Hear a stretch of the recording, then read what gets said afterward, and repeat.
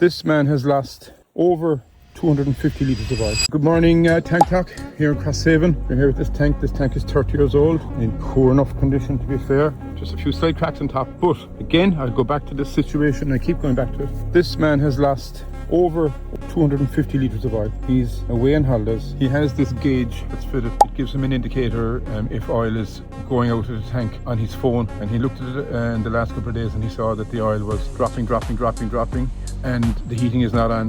So I'm back to this situation again. His fittings are buried completely in the ground. You can see the filter down here is completely rotten because it is sitting in the ground, and it has been leaking out there constantly, and he has lost that amount of oil, 250 there or thereabouts. So serious issue for this man. So lads, I keep saying it, if your connections and your filters, if they're in the ground buried, well then you don't know what's happening. So you need to get them, dig them out. They need to be overgrown, they need to be dried, they need to be inspected. Otherwise you're going to be in this situation. And I'm sure this isn't the last one I'll see even this week. So the tank top, there's that valve and filter out now, completely corroded, wrecked, leaking there for a while I'd say, by the looks of the black earth and things. But look, I've informed the customer and there's no more we can do. We'll change the tank for them, but a lot of oil gone somewhere.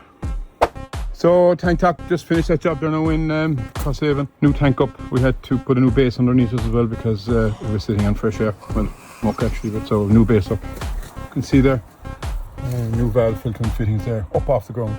And we'll inform the customer that area now has to be kept clear.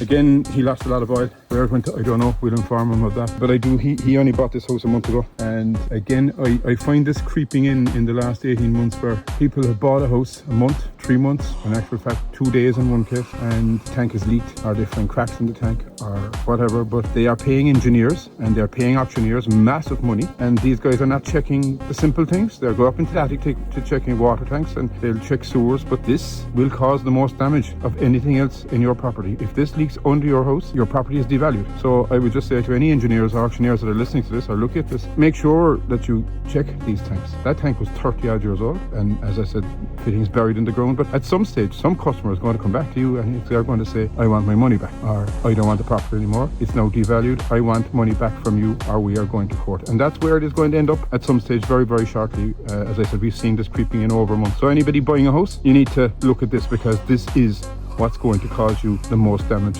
to your property if it leaks.